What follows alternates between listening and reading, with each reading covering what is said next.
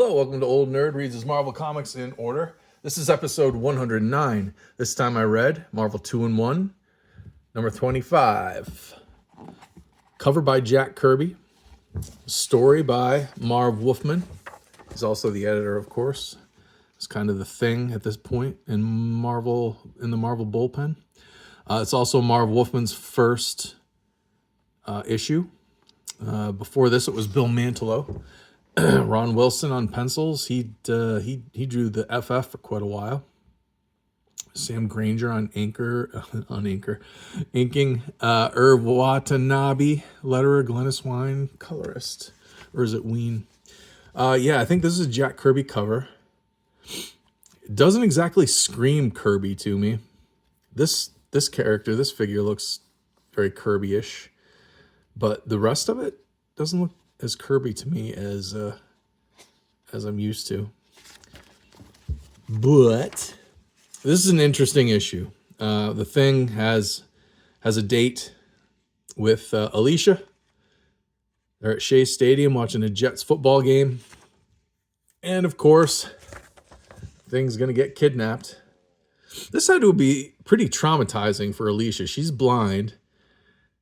These kidnappers hit him with a knockout ray, and then launch grappling hooks at him on cables and reel him in just right away from her. And she knows something's wrong because he goes quiet and just gets hauled away. That had to have been very traumatizing for the lady. But we don't ever get to see the fallout of that. We just get right into the action.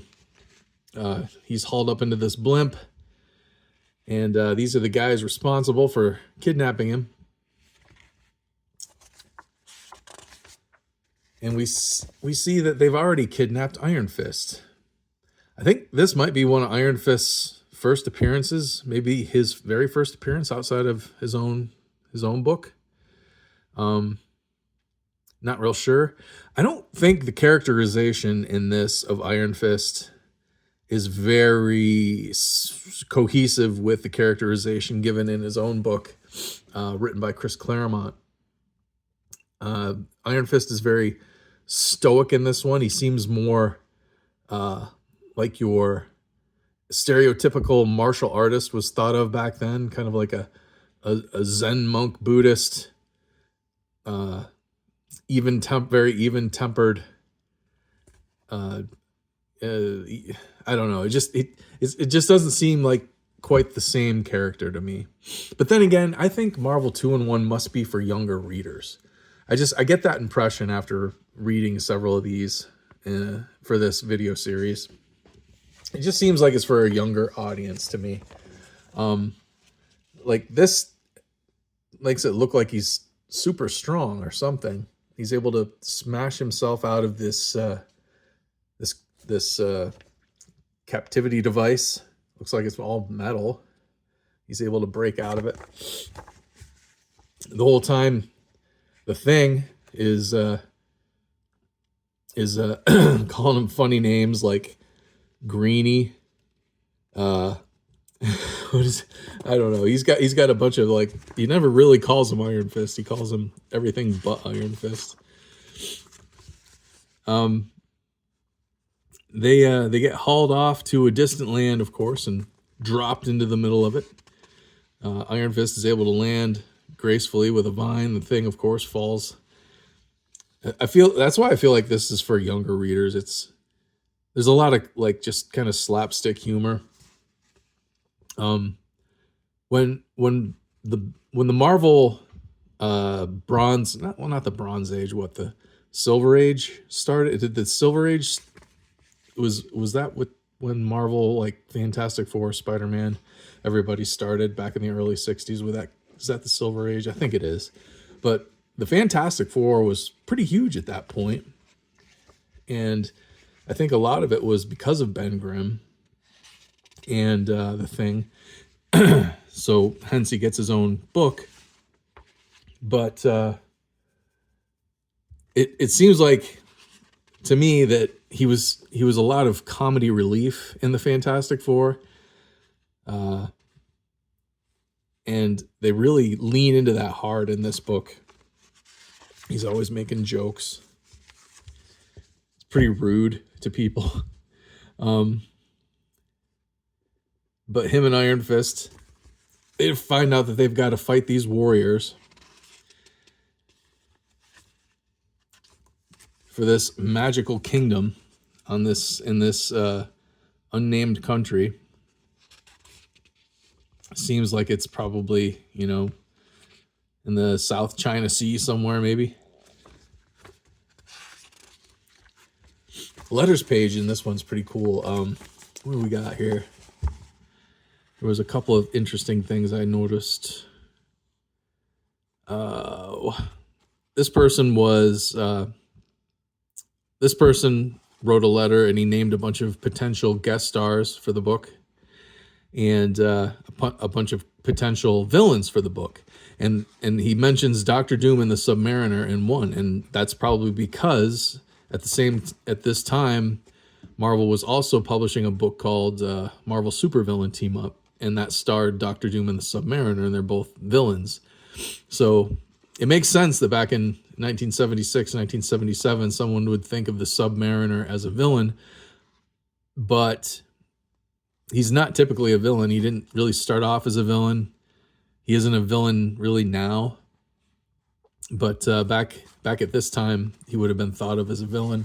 And then this letter writer, the Human Torch guest starred in the last couple issues with Thor and the Thing, and he didn't have a big part in it, but this letter suggests that the Torch get like an ongoing appearance in this title, and it's kind of funny because I don't know, about maybe 10 years ago, there was a brand new Marvel comic called Marvel 2-in-1, and it was just a Thing and the Human Torch book written by, who was that writer? I can't remember his name now, but he was pretty good. He wrote a lot of Spider-Man. He wrote that Marvel 2-in-1 starring the Thing and the Human Torch, and then he left Marvel and he went to DC and he wrote Batman. I can't think of his name right now, but he's a pretty good writer. So I just thought that was interesting that somebody suggested that back in 1976, 77, and 40 years later, finally happened. But there's a lot of just, adventure and action in this comic. And it seems like it's got to be for younger readers, because a lot of it is just kind of over the top, implausible. But I mean that is the fun of this. But compared to some of the other comics coming out at this time, this one does seem like it's a little bit more geared towards younger readers. I'm not sure how I feel about this picture of Iron Fist, his gluteus maximus there. So these are the final bosses that we got to fight, and we realize that this guy, looks an awful lot like Bruce Lee, as Kato actually from Green Hornet, but even without the mask on, kind of resembles Bruce Lee to me. We find out that this guy is kind of a double agent, and here comes the real bad guys. We get to show off a lot of Iron Fist being a martial artist. Again, I don't think they really get the characterization of Iron Fist's personality right. This just doesn't after reading, what was it, Marvel Premiere Iron Fist started in, and then he started in his own book, going on at the same time as this. Just the characterization just seems off to me. I don't know. But I guess it doesn't really matter, because like I said, it seems like it's geared for a younger audience, so he's more of a kind of a cardboard cutout character in this one. But this has an interesting ending. It's two kingdoms that are about to have a war, and the princess of one kingdom gets captured. She was promised to the leader of the opposing kingdom as to be his bride, and that would create peace between the two kingdoms. So when she got captured, they were right on the brink of a major war. And we find out that this Bruce Lee looking guy and her are in love, but they give up their love. So because she needs to marry this old king of the other kingdom, and he has to just stand by and watch it happen. Kind of a tragic ending. Like this one's really like well written, even though it's, like I said, kind of young reader oriented. Still really well written, and I would expect that from Marv Wolfman. Although I haven't, this is kind of like, I think this is probably the earliest Marv Wolfman work I've read. I don't think I have anything else in my collection this old written by Marv Wolfman. I don't have any of his like Tomb of Dracula. What's he? I think he's writing. Who is the space character that came out here that was created by Marv Wolfman? I can see his face. I can see his character. I can't think of the name though. I want to say Rocket Nomad. What the heck is his name? Quasar? No. I don't know. I can't remember it. Somebody out there knows. Papa Rick knows. Papa Rick will tell me. But yeah, I haven't read any Marv Wolfman, I think, prior to this.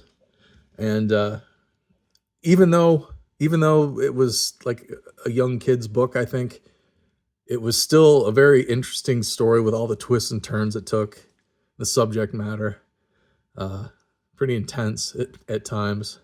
So Marv Wolfman's going to be the writer on this for a little bit. We'll see how he does after this. I don't know if I have the next issue or not. I bought a bunch of these a long time ago, and I got a lot of Marvel 2-in-1, but I don't have all Marvel 2-in-1. I'm missing some here and there. So we'll see. Stay tuned to this series to see if number 26 shows up in a little while. And please subscribe so you can find that out, because I'm sure you're dying to know. Share this with another old nerd that likes comic books, just like us. If you would, please, that would help me out. Like the video. Comment down below with any info you got. Papa Rick, please comment down below with the name of that character I can't remember. And stick around for more of Old Nerd reading his Marvel Comics in order. Thanks for watching. See you next time.